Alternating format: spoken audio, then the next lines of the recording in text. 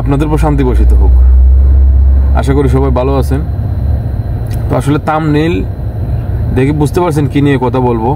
তারপরেও এই থাম্বনেইলের কথাগুলা আর ভিডিওর বিষয়গুলা অনেক ইউটিউবারের মিলে না, এটা আপনারা ভালো করেই জানেন। তো আমি চেষ্টা করি থাম্বনেইলে যা দেয়া হয় ওইটার বিষয়ে আলাপ করি, আর আপনারা ওই থাম্বনেইল দেখেই কিন্তু ক্লিক করেন যে এই বিষয়টা জানার জন্য। তো মূলত আজকে যে বিষয়টা আলোচনা করব তা হলো যে কাতারে একটা মানুষ টাকা খাওয়া, তার মান্থলি খরচটা কত টাকা হয়।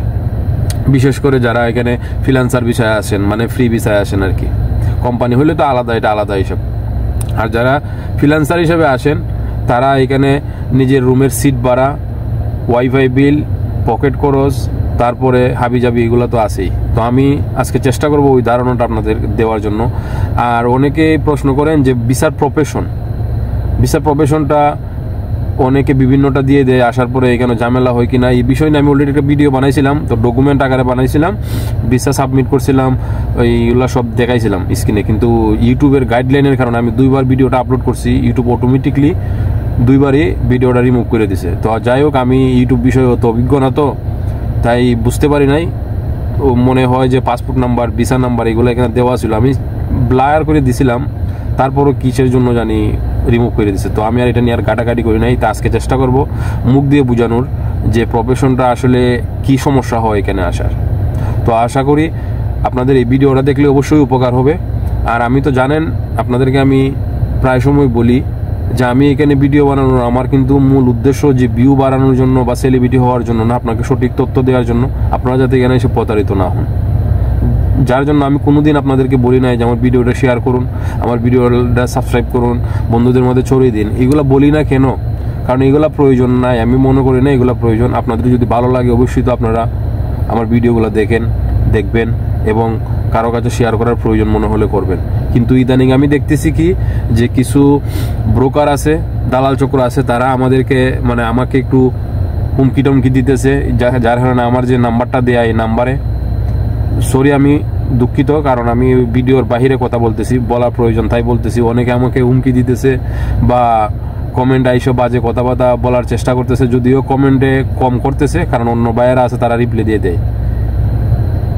এইটার মূল কারণ হইল তারা ফ্রি ভিসা বইলা যে মানুষকে এখানে নিয়ে আসে কাজের কথা বইলা ফ্রি ভিসা দিয়া ওই যে তাদের বাটটা নষ্ট হয়ে গেছে, তাদের যে দান্দালি বাটফারি এগুলো আসলে বন্ধ হয়ে গেছে, যার কারণে তারা এখন আমাকে হোয়াটসঅ্যাপে গুতাগুতি করতেছে আর কি। তো যদিও এইখানে আমি কি বলবো, ভিসা ব্যবসায়ী যারা দালালরা সাবধান হয়ে যাও, একজনকে নিয়ে আসো, সত্য কথা বলে নিয়ে আসো, তার জীবনটা নষ্ট করো না, তার ফ্যামিলির জীবনটা নষ্ট করো না। একটা মানুষের উপরে মিনিমাম 3 থেকে 4টা 5টা মানুষ নির্ভর করে, তার ফ্যামিলি আশা করে যে ছেলেটাকে প্রবাসে পাঠাইছি, দেশের বাইরে পাঠাইছি, সে ইনকাম করবে, আমাদেরকে দিবে। তো ওইগুলা থেকে তোমরা একটু বিরত হয়ে যাও।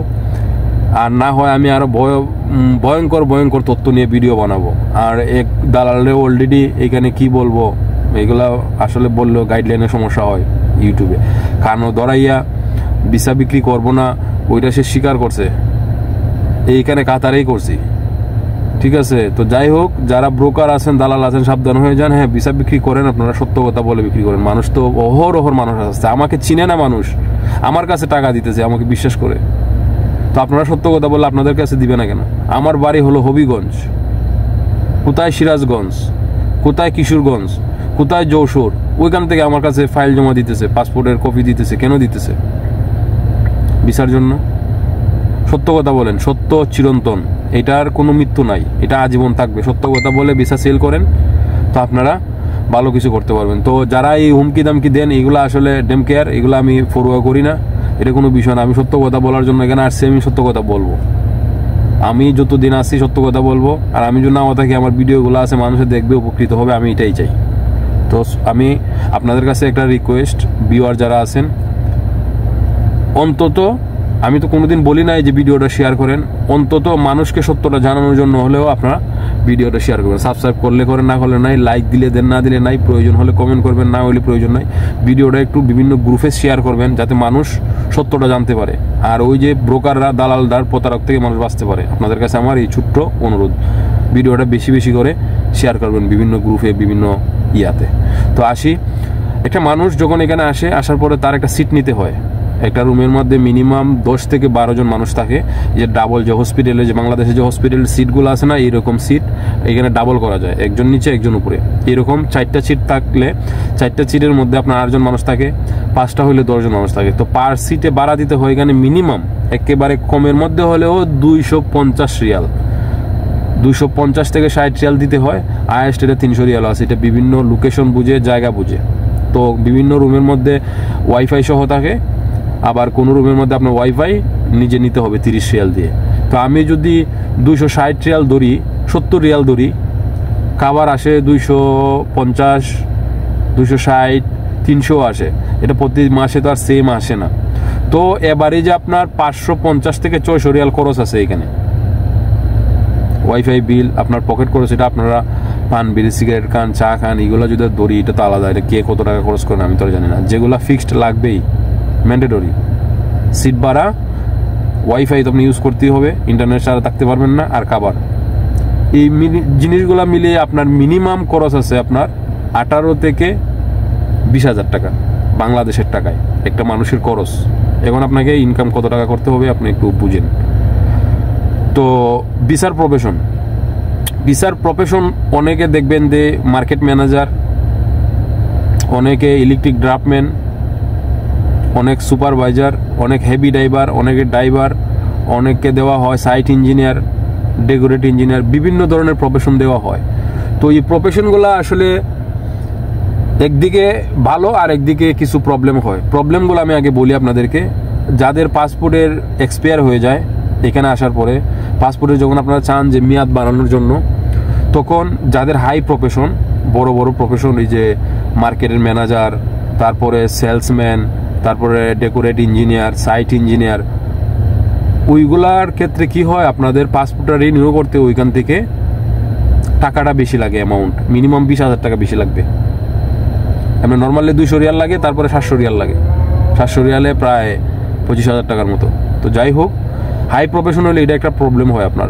দ্বিতীয় নাম্বার প্রবলেমটা হলো, যারা এখানে আসেন হাই প্রফেশন নিয়ে কিন্তু কাজ খুঁজতেছেন নর্মাল, দেখবেন বিভিন্ন সাপ্লাই কোম্পানিতে গেলে কি হবে, আপনার যে আপনার প্রফেশন হাই, ওইটার জন্য আপনাকে তারা এগ্রিমেন্ট করে নিয়ে যাবে না, কারণ পরবর্তীতে আপনার ভিসা চেঞ্জ করতে একটু প্রবলেম ফেস করতে হয়। আর নর্মাল আপনি চাইছেন যে রেস্টুরেন্টের ওয়েটার, কিচেন হেল্পার অথবা স্টোর কিপার, ওইগুলা কাজ করার জন্য, কিন্তু আপনার প্রফেশন হাই, ওই প্রফেশন হাই হলে ওরা আপনাদেরকে নিবে না, বিভিন্ন ইস্যু দেখায়।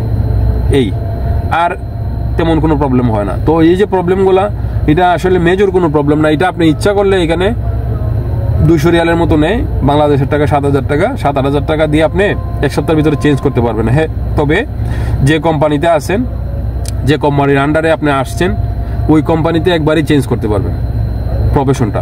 বারবার ইচ্ছা করলে যে এটা চলে গেল না, যে ইচ্ছা করলে আমি চেঞ্জ করে নিলাম, একবার চেঞ্জ করতে পারবেন। পরবর্তীতে চেঞ্জ করতে অনেক টাকাও লাগবে আর ওয়ারানির শিকার হতে হবে, ঝামেলা আছে। তো যাদের এই প্রবলেমটা, আশা করি বুঝতে পারছেন। আপনাদের প্রফেশনের কোনো সমস্যা হইলে ভালো করে চিন্তা ভাবনা করে একটা প্রফেশন দিয়ে এটা চেঞ্জ করে নেবেন। এক সপ্তাহের ভিতরে এখানে চেঞ্জ হয়ে যাবে। আপনি যার মাধ্যমে আসেন তাকে বলবেন, সে অ্যাপ্লাই করে দিয়ে দেবে। এটা নিয়ে ওরিড হওয়ার কিছু নাই, টেনশন করার কিছু নাই, এটা ইজি বিষয়।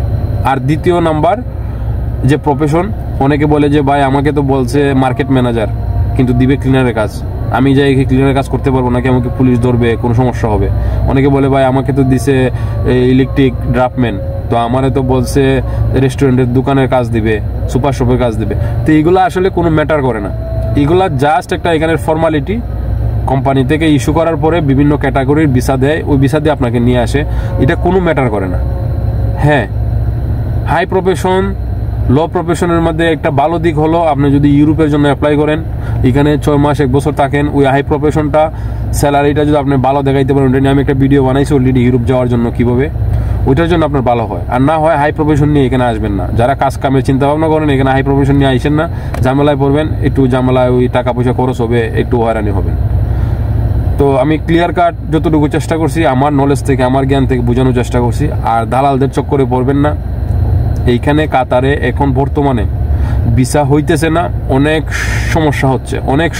শুধু সমস্যা না, যারা অ্যাপ্লাই করছেন তারা হয়তো 2 মাস, অনেকে আছেন যে 2.5 মাস 3 মাস হয়ে গেছে ভিসা উঠতেছে না, কিন্তু আপনার ব্রোকার বলতেছে উঠবে এই। তো আসলে এখানে অনেক সমস্যা হচ্ছে, কেন? তাদের কোম্পানিতে প্রবলেম আছে, যার কারণে ভিসাগুলো দিচ্ছে না। আর যে কোম্পানিতে সমস্যা নাই তারা সিস্টেমলি ভিসা উঠাইতেছে। এটা কী সিস্টেম উঠাইতেছে এখানে আসলে বলাটা ঠিক হয় না। তো যাদের স্কিল আছে, ইংলিশ ভালো জানেন, ইংলিশে কথা বলতে পারেন, আর স্কিল আছে, কাজ জানেন কিন্তু ইংলিশে কথা বলতে পারেন না, সমস্যা নাই। আপনারা আমার কাছে যারা ফ্রি ভিসা নিতে চান, ফ্রিল্যান্সার ভিসা, কাজ দিতে পারবো না ভাই, আমি আগে থেকেই বলছি, আমাদের কাছে কাজ নাই, আমরা কাজের ভিসা আপাতত সেল করি না। তো আপনারা আমার সাথে যোগাযোগ করতে পারেন।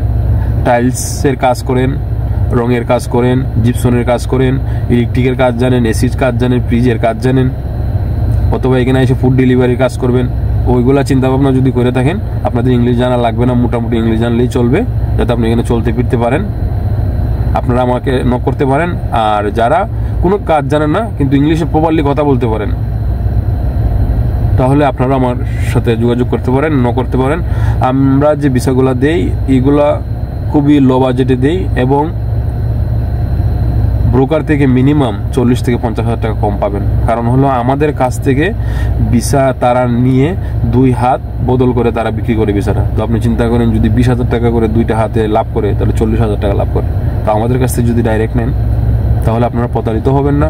আর আমি আপনাকে সাফ বলে দিই, আমাদের মাধ্যমে যারা আসবেন আমরা কোনো কাজ দিতে পারবো না, কোনো কাজ আমাদের কাছে নাই। যারা ফ্রি ভিসায় আসতে চান, ফ্রিল্যান্সার ভিসায়, তারা আমাদের সাথে যোগাযোগ করতে পারেন। আর হ্যাঁ, কাজ দেওয়ার যে গাইডলাইন আছে সেগুলো আমরা দিব, এটা আশ্বাস না, এটা আমরা দিচ্ছি। অনেকে জানেন, আমার এখানে অনেক ভিউয়ার আছেন, আমাকে কমেন্ট করছেন, আমি ওনাদেরকে কাজের ব্যবস্থা করে দিছি। রিসেন্ট কিছুদিন আগে একজন ভাই সৌদি থেকে আসছেন, আসার পরে এখানে লাইসেন্সে কোনো নির্ণয়, ওনার জন্য 2টা কাজের অফার করছি। যদিও উনি হাউস ড্রাইভিংয়ের কাজ করবেন না, কিন্তু প্রথম অবস্থা বলছেন ভাই আমার জন্য একটা কাজের ব্যবস্থা করুন, কাজের ব্যবস্থা করুন। আমরা কি জানেন, বাঙালিরা আমাদের সামনে যখন চয়েস থাকে না, এইটা ধরেন যে বোনা মাংস, এইটা ধরেন যে চিকেন ফ্রাই, ওইটা কাবাব, এই যে বিভিন্ন ধরনের আইটেম থাকলে আমাদের মাইন্ড কনফিউজ হয়ে যায়, আমরা মানে কোনটা নিব কোনটা না। আর আমাদের সামনে যখন খাবার কোনোটাই থাকে না, তখন শীতলের ভর্তা আছে না, ওইটা যদি সামনে দেয় ওইটাও খায়। তো আমরা বাঙালি হইলো এরকম। তো অনেককে যখন আমি চয়েস দেই যে ভাই এইটা আছে এইটা আছে এইটা আছে, কী করবেন, তখন দেখা যায় তার ভালো লাগে না।